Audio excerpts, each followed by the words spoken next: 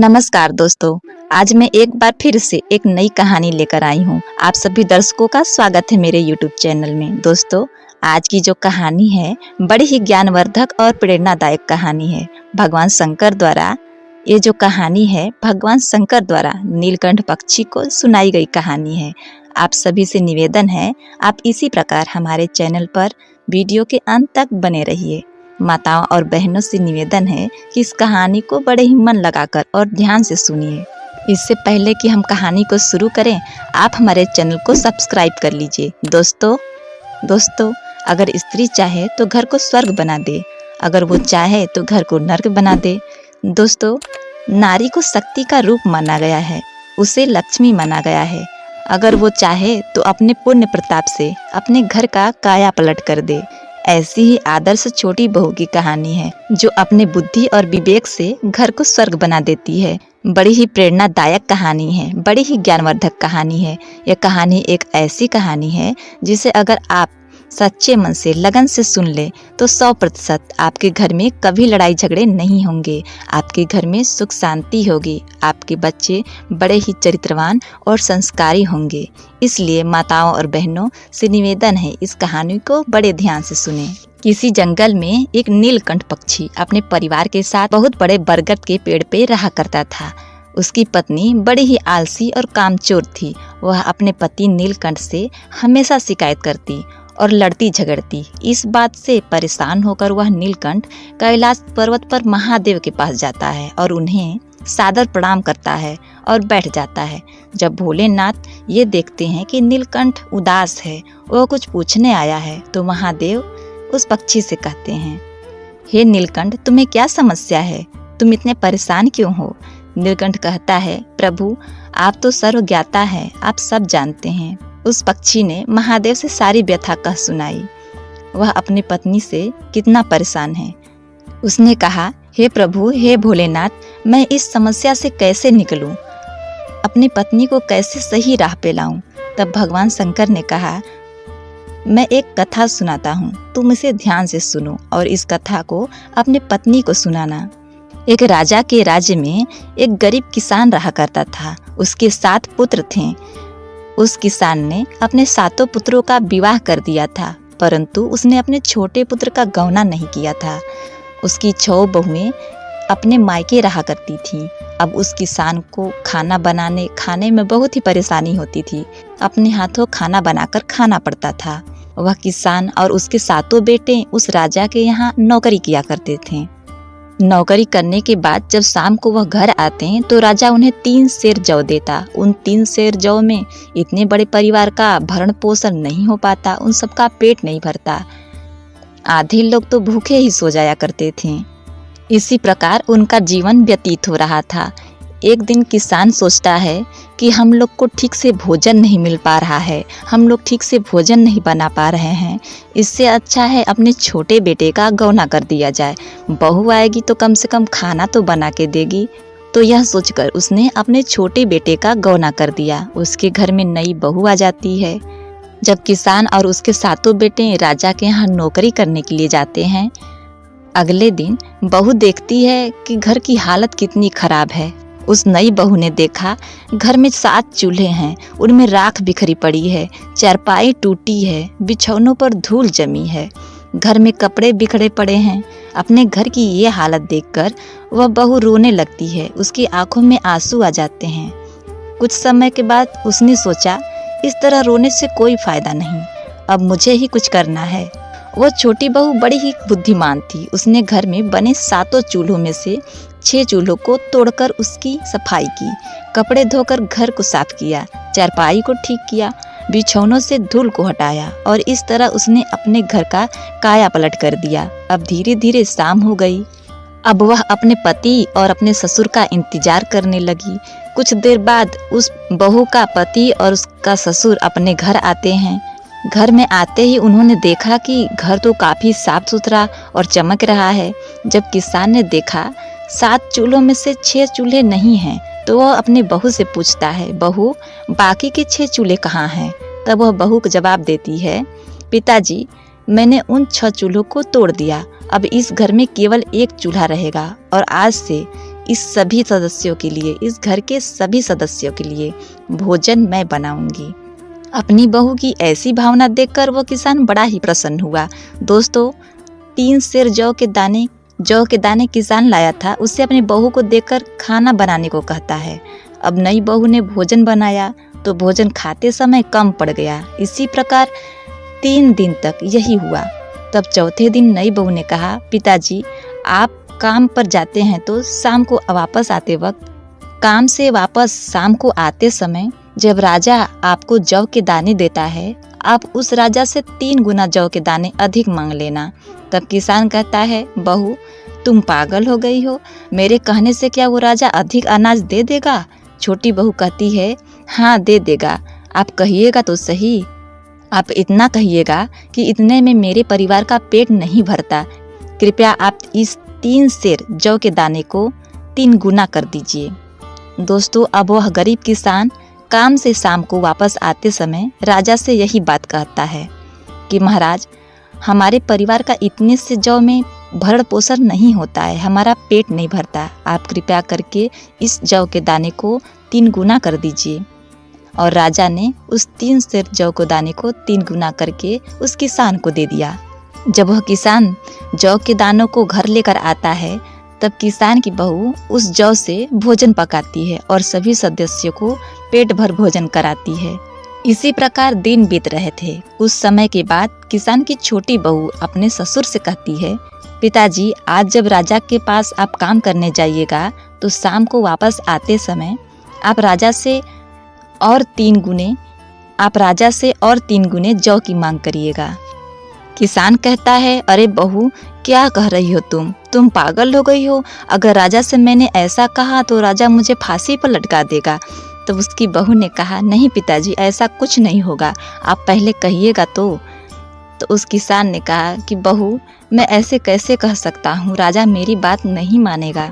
तब किसान की बहू ने कहा कि पिताजी आप कहिएगा कि हमारे घर की ज़रूरतें इतने से जौ के दानों से नहीं पूरी होती, आप कृपा कर इसे और अधिक 3 गुना कर दीजिए। दोस्तों, जब सुबह होती है किसान काम पर जाता है। काम करने के बाद जब वापस आता है तो राजा जब उसे जौ के दाने देता है तो राजा से कहता है, महाराज जो जौ के दाने आप दे रहे हैं उसे और 3 गुना कर दीजिए। उस पर भी राजा कोई सवाल नहीं करता, राजा उसे खुशी खुशी जौ के दाने दे देता है। अब किसान खुशी खुशी उस जौ के दाने को अपने घर लाता है, अपने बहू को देता है। इसी प्रकार अब किसान को और ढेर सारे जौ के दाने रोज मिलने लगे थे और उस किसान की बहू भर पेट भोजन बनाती और सबको खिलाती। एक दिन उस किसान की बहू कहती है, पिताजी आप उस राजा के काम क्यों नहीं छोड़ देते, आप अपना खुद का व्यापार क्यों नहीं करते? तब किसान कहता है, बहू हमारे पास इतने पैसे नहीं हैं, इतने मुद्रा नहीं है कि हम नया व्यापार शुरू करें, और वैसे भी राजा के यहाँ हम काम करना बंद कर देंगे तो राजा हमें कोड़े मारेगा, वो हमें दंड देगा। इस पर उस बहू ने कहा, नहीं पिताजी ऐसा कुछ नहीं होगा, पहले आप उस राजा के यहाँ काम बंद करिए, उसके बाद मैं बताती हूँ। तो किसान ने कहा, बहू तुम्हारे दिमाग में क्या चल रहा है? तो किसान की बहू ने कहा, पिताजी मैंने बहुत सारे अनाज इकट्ठा किए हैं जिसको आप बेचकर अपना व्यापार शुरू कर सकते हैं। किसान ने पूछा, बहू इतने सारे धन, इतने सारे अनाज कहाँ से आए? तब उसकी बहू ने कहा, पिताजी जब आप राजा के यहाँ से जौ के दाने लाया करते थे तो मैं उसमें से थोड़े थोड़े जौ के दाने इकट्ठा करती रहती थी और इसी तरह ये पर्याप्त मात्रा में ढेर सारे अनाज हो गए हैं। वह किसान की बहू कहती है, पिताजी मेरे पास घर में बहुत सारे पर्याप्त अनाज हैं, आप इन्हीं को बेचकर व्यापार शुरू करिए। अपनी बहू की बातें मानते हुए किसान ने अपने 7 बेटों के साथ एक नया व्यापार शुरू किया और राजा के यहाँ काम करना बंद कर दिया। पहले दिन ही किसान को अच्छी कमाई नहीं हुई, उसके दूसरे दिन किसान की अच्छी कमाई होने लगी और इस तरह किसान का गृहस्थी अच्छे से चलने लगा। इसी तरह कुछ दिन बीत रहे थे। तभी एक दिन किसान की बहू कहती है, पिताजी आप जब भी घर आते हैं खाली हाथ मत आया करिए, आप घर आते समय कुछ न कुछ लेकर आया करिए। घर आते समय रास्ते में जो भी पहला वस्तु आपको दिखे वो अपने घर लेते आइए। तो वह किसान बोला, ठीक है बहू, जैसी तुम्हारी इच्छा। अब अगले दिन से वह किसान रोज दुकान पे जब जाता तो शाम को आते वक्त रास्ते में जो भी चीज उसे पड़ी मिलती उसे उठा कर ले आता और अपनी बहू को दे देता, और उसकी बहू उसे अपने खपरेल पर यानी कि अपने छत पर फेंक दिया करती। फिर इसी तरह दिन गुजर रहे थे। तो एक दिन किसान जब वापस दुकान से घर आ रहा था तो रास्ते में आते समय उसे कोई वस्तु नहीं मिली। उसे एक मरा हुआ सांप दिखा तो किसान उस सांप को ही अपने साथ लेकर आता है और अपने बहू से कहता है, बहू तुम नाराज ना होना, मुझे आज कुछ नहीं मिला, मुझे सिर्फ आज ये सांप मिला, मरा हुआ सांप। तो उसकी बहू कहती है, कोई बात नहीं पिताजी, आप इस सांप को घर के छत पर फेंक दीजिए। तो किसान ऐसा ही करता है। अब फिर कुछ दिन और बीतते हैं तो उस राज्य में जो वहाँ का राजा था उसकी रानी का हार खो जाता है। हीरो का हार खोने की वजह से रानी बहुत ही परेशान हो जाती है। रानी जब अपना श्रृंगार कर रही थी, जब उस हार को पहन रही थी तो एक चील वहाँ पर आ जाती है और उस हार को झपट्टा मारकर अपने साथ ले जाती है। इसी तरह रानी बहुत दुखी होती है और वह चील उस किसान के छत के ऊपर आती है तो उसने देखा वहाँ मरा हुआ एक सांप पड़ा था। अब वो चील उस हार को वहीं छोड़कर उस मरे हुए सांप को अपने साथ ले जाती है और ये सब सारी चीजें उस किसान की बहू देख रही थी। उसने देखा छत पर हीरो का हार पड़ा है तो वह अपने छत पर से हार को उतारती है और अपने संदूक में रख देती है। उधर राजा राज्य में ऐलान कराता है कि अगर जिसके पास भी वो हार हो वो मुझे लाकर दे दे, मैं उसे इनाम दूंगा। लेकिन ऐसा कुछ नहीं होता है। कुछ दिन बीतने के बाद फिर राजा परेशान हो जाता है। उसने फिर ऐलान करवाया कि अगर किसी के पास वो हार पाया गया तो उसे मृत्यु दंड दिया जाएगा। अगर किसी व्यक्ति ने उस हार को किसी के घर देख लिया, किसी के पास से देख लिया तो वो मुझे सूचित करेगा, तो उस सूचित करने वाले व्यक्ति को मैं इनाम दूंगा, उसे 1000 सोने की असरफियां दी जाएंगी। इसी प्रकार वह राजा यह ऐलान करा देता है। अब यह ऐलान किसान की बहू सुनती है तो उसने अपने ससुर से कहा, पिताजी आप उस राजा के पास भेष बदल कर जाइए, उस राजा के पास एक ज्योतिषी बन के जाइए और उस राजा से कहिए कि महाराज आपका जो हीरो का हार है वह आपके महल के पीछे झाड़ी में पड़ा हुआ है। तब उसका ससुर कहता है कि बहू मैं ऐसा नहीं करूँगा, राजा को अगर मेरी सच्चाई पता चल गई, मेरी असलियत पता चल गई तो राजा हमें जिंदा दीवार में चुनवा देगा। तब उसकी बहू ने कहा, पिताजी पहले आप मेरी बात मानिए, उसके बाद देखिए। यह बात सुनते ही किसान तैयार हो जाता है। किसान अपना भेष बदलता है और उस राजा के पास जाता है और कहता है, महाराज आपका जो खोया हुआ हीरो का हार है वो आपके महल के पीछे है, झाड़ी में है। तो राजा अपने सैनिकों को आदेश देता है और कहता है, महल के पीछे जो झाड़ी है उसमें वो हार पड़ा हुआ है, जाकर वहां से लाया जाए। राजा के सैनिक वहां से वो हार लेकर आते हैं। इस बात से राजा बहुत ही प्रसन्न होता है और उस किसान से कहता है, आपको जो मांगना है हमसे मांगिए, मैं आपको दूंगा। तब किसान ने कहा, महाराज यह बात मैं अपने बहू और बेटों से पूछ कर आऊंगा कि मुझे क्या मांगना चाहिए। मैं अपने बहू और बेटों से सलाह लेकर आऊंगा तभी कुछ लूंगा। राजा ने कहा, कोई बात नहीं। उसके बाद वह किसान अपने घर आता है और अपने बहू को सारी बातें बताता है। उसकी बहू कहती है, पिताजी आप चिंता ना करिए, आप राजा के पास जाइए और राजा से वचन लीजिए और कहिएगा महाराज हमें वचन दीजिए कि मैं आपसे जो भी मांगूंगा आप हमें देंगे। आप राजा से कहिएगा कि 2 दिन बाद धनतेरस का त्योहार आने वाला है। मैं यही मांगता हूँ कि धनतेरस के दिन नगर में किसी के घर दिए नहीं जलेंगे, पूरे नगर में अंधेरा रहेगा। महाराज आपके घर में भी दिए नहीं जलने चाहिए। मैं बस इतना चाहता हूँ कि दिए सिर्फ मेरे घर जले। धनतेरस के दिन मेरी यही मांग है। तो किसान अपनी बहू की ये बातें सुनकर घबरा जाता है और बोलता है, बहू ऐसी क्या काम कराती हो तुम जिससे मुझे बहुत कठिनाई होती है। तो उस बहू ने कहा, पिताजी मेरी बात मानिए, ऐसा कुछ नहीं होगा, आपको घबराने की कोई आवश्यकता नहीं है, पहले आप राजा के पास तो जाइए। अब वो किसान फिर अगले दिन राजा के पास जाता है और राजा से कहता है, महाराज मैंने अपने बहू और बेटों से बात किया और मेरे बहू और बेटों ने अपनी राय बताई।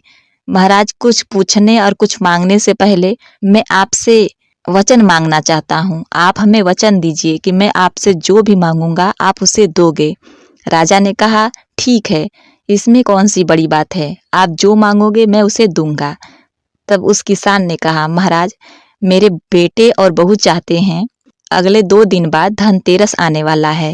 धनतेरस के दिन नगर में किसी के घर दिए न जले, सिर्फ हमारे घर दिए जलें। पूरे नगर में अंधेरा रहना चाहिए और महाराज आपके घर में भी दिए नहीं जलने चाहिए। हम लोग की यही इच्छा है। इतना बात सुनते ही राजा बहुत ही बौखला जाता है, बहुत ही गुस्सा हो जाता है, लेकिन वह कर भी क्या सकता था, वह वचन से बंधा हुआ था। राजा ने कहा, ठीक है, ऐसा ही होगा। उसके बाद वह किसान अपने घर आता है।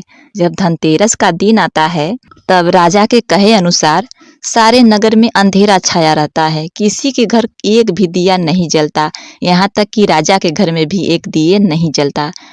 और उस दिन सिर्फ किसान के घर एक दिया जल रहा था। तब उस नगर में लक्ष्मी रिद्धि और सिद्धि के साथ आती हैं। और माँ लक्ष्मी जब उस गांव में आती हैं, उस नगर में आती हैं, तो देखती हैं नगर में पूरी तरह से अंधेरा है, कहीं भी उजाला नहीं है, सिर्फ एक उस किसान के घर ही उजाला है। तो माँ लक्ष्मी सोचती हैं, जहाँ मेरे लिए जगह हो, जहाँ मेरे लिए उजाला है, वही मेरा स्थान है, मैं किसान के घर ही आज जाऊंगी। तो महालक्ष्मी रिद्धि और सिद्धि के साथ उस किसान के घर चली जाती हैं और किसान के घर में वास कर लेती हैं। जब सुबह उठकर किसान देखता है, उसका पूरा परिवार देखता है, तो किसान के झोपड़ी की जगह एक आलीशान महल बन गया था। घर में पूरी तरह से धन, सोना, चांदी, धन संपदा था। वो किसान एकदम अमीर बन चुका था माँ लक्ष्मी की कृपा से। इसके बाद उस किसान की बहू कहती है, पिताजी आप फिर राजा के पास जाइए। तो उसका ससुर कहता है कि बेटी, मुझे इतनी बार क्यों राजा के पास भेज रही हो, एक तो खुद राजा इतना नाराज हो गया है, वो बहुत ही क्रोधित है, वो मुझ पर बहुत ही गुस्सा करेगा। तो बहू ने कहा कि पिताजी, आप पहले मैं जो बात आपको बता रही हूँ वो राजा से कहिएगा, उसके बाद राजा के गुस्सा शांत हो जाएगा। तब अपनी बहू की बात सुनते हुए किसान राजा के पास जाता है और राजा से कहता है, महाराज, मैं आपको एक बहुत ही महत्वपूर्ण बात बताने आया हूँ। राजा किसान को देखते ही क्रोधित हो जाता है और कहता है, तुम यहाँ से चले जाओ, अन्यथा मैं तुम्हें यहाँ मार कर फिकवा दूंगा। तो किसान कहता है, महाराज आप क्रोधित ना होइए, पहले मेरी बात को सुनिए, उसके बाद आपको जो करना है वो करिएगा। राजा कहता है, कहो क्या कहना है। तब किसान कहता है, महाराज, धनतेरस के दिन मैंने नगर में इसलिए अंधेरा करवाया था क्योंकि इस नगर पे बहुत बड़ी विपदा आने वाली थी, बहुत बड़ी आपदा आने वाली थी, जो अंधेरे के कारण कट गई। अब वो आपदा नहीं आई महाराज, इसलिए मैंने सारे नगर में अंधेरा करवा दिया था कि अंधेरे से वो संकट आने वाला रहेगा वो टल जाएगा। इस तरह किसान की बातें सुनकर महाराज बहुत ही खुश होते हैं। वो सोचते हैं, इस व्यक्ति के कारण हमारे नगर में जो आपदा, जो विपत्ति आने वाली थी, सब छट गई। इसलिए राजा बहुत खुश होता है और उस किसान से कहता है, तुम्हें जो मांगना है वो मांग लो, मैं तुम्हें हर चीज दूंगा। तब किसान ने कहा, महाराज आप खुशी से मुझे अन्न धन जो देना है दे दीजिए। तब राजा अपने खुशी से ढेर सारे अन्न धन, सोना चांदी, असरफियां उस किसान को दे देते हैं और किसान खुशी खुशी अपने घर चला आता है। दोस्तों, इस कहानी से यही शिक्षा मिलती है कि स्त्री चाहे तो अपने घर में किस तरह सुख शांति ला सकती है। और दोस्तों अगर जहाँ बल काम नहीं देता है वहाँ बुद्धि से काम लेना चाहिए, अपने विवेक से काम लेना चाहिए। दोस्तों, इसी प्रकार महादेव ने, भोलेनाथ ने उस नीलकंठ को सारी कथा कह सुनाई। यह कथा सुनने के बाद वह नीलकंठ भगवान शंकर को धन्यवाद देता है, कोटि कोटि नमन करता है। उसके बाद अपने घर, अपने पत्नी के पास वापस चला आता है और अपने पत्नी को इस कथा को सुनाता है।